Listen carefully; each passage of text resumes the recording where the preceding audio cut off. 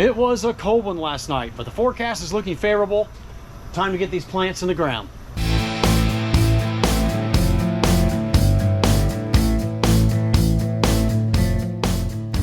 All of our vegetables will be planted with this water wheel transplanter. I will show you how that works later.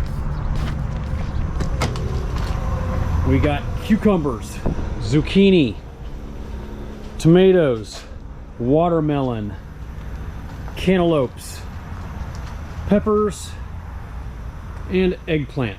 We're going to start with the peppers and eggplant and get those knocked out first.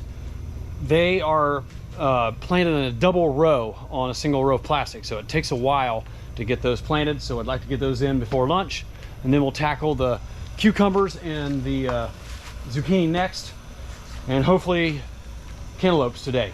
I think we're going to save tomatoes and watermelon for tomorrow. Let it warm up a little bit because it is pretty cool today. We're only about 45 degrees right now, and the high is only 50. The ground temperatures are good. I'm pretty sure the soil's in the mid to upper 50s. We just had a cold night last night. There was actually a frost warning in some sections of Ohio, so that's why we held off to start planting today. Today is May 18th, so we are about 3, 4, 5 days later than our typical plant date, but you know, better safe than sorry. I don't want to lose any of these plants because you only get one shot to get the early crop in. All right, this is my spreadsheet that I follow, my planting guide. So we kind of follow that. And to know where we're going to put them in the field, this spreadsheet is a diagram of my field, and each one of these lines is a row of plastic in the field. We're going to be starting right here. We got a grass trail right here, and then we got 5 rows of peppers, and then a row of eggplant, and then our tomatoes. There's no plastic laid in this section yet, or this section yet, because the field was too wet when we laid plastic. We have already put our onions out right there, and we're going to be putting our zucchini and cucumbers out. If you're wondering why it's shaded green, the green sections are degradable plastic. So as you can see, our peppers and eggplant and tomatoes are not on degradable plastic because those crops are harvested throughout the entire season all the way to frost. We want that plastic to hold up well, so no degradable plastic on those 2 crops. We hope to get our cantaloupe out today, and like I said earlier, we'll probably hold off our watermelon that goes here and here for tomorrow or even first of next week. The peppers look really nice. They're perfect for transplanting. We're loading them on the transplanter right now. Holds about 25 flats or so. Look at those well-developed roots. Oh, they're busting at the seams, ready to be put in the ground. As soon as we get this loaded up and my employees show up, we're heading down the field to start transplanting.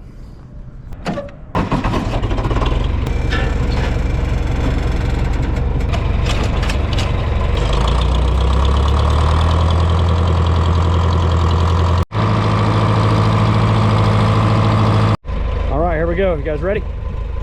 Let's get her done.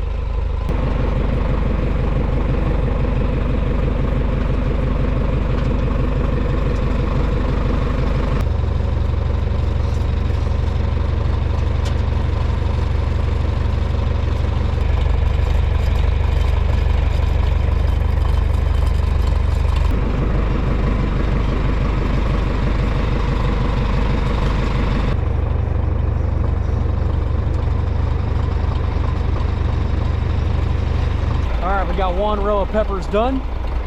Got 5 more to do, and then we'll move on to eggplant, cucumbers, and zucchini.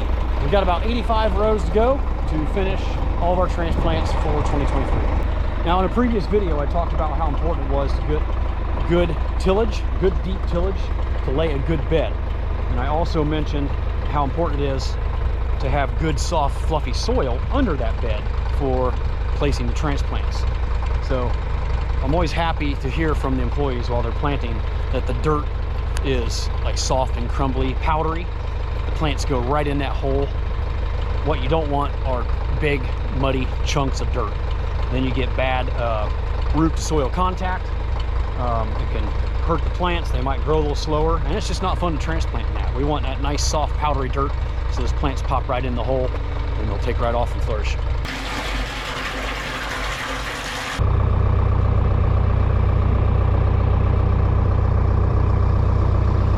Transplanting's going pretty good. We're putting in cucumbers currently, just about done with zucchini. These are the cucumbers, we got 3 rows. And then we got 3 rows of zucchini right beside us.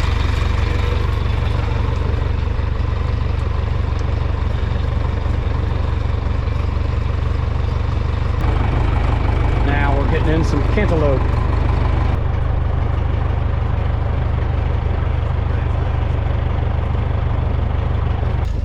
All right, I'm sitting back here behind the water wheel planter. We currently have the wheel on with the 36-inch spacing. So it's poking a hole every 36 inches, and this is the spacing we use for our cantaloupes. And Gavin is popping into cantaloupes right into this little hole with a slurry.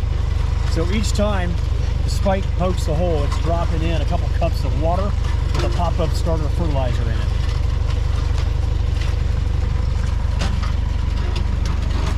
And that gives them a good jump start. Helps them take off and grow quickly. And the reason we have this black plastic down here is because it helps warm the soil up quicker, so we'll get quicker growth.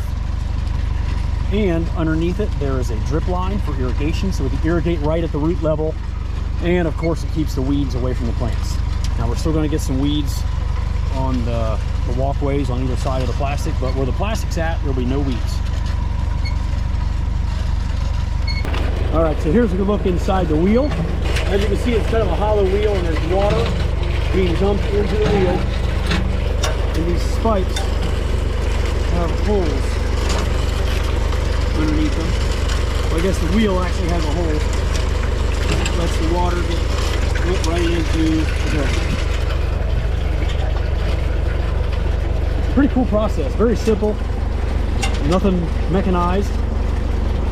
No motorized parts that can break down.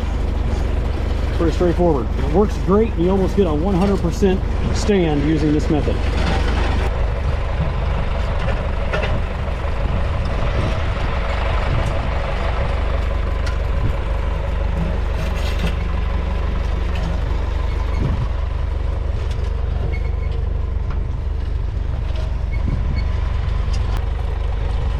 This is not a rainflow model transplanter. This is a knockoff from some of the Amish up in northeast Ohio, but it's very similar to a rainflow. I've been using this thing for over 20 years.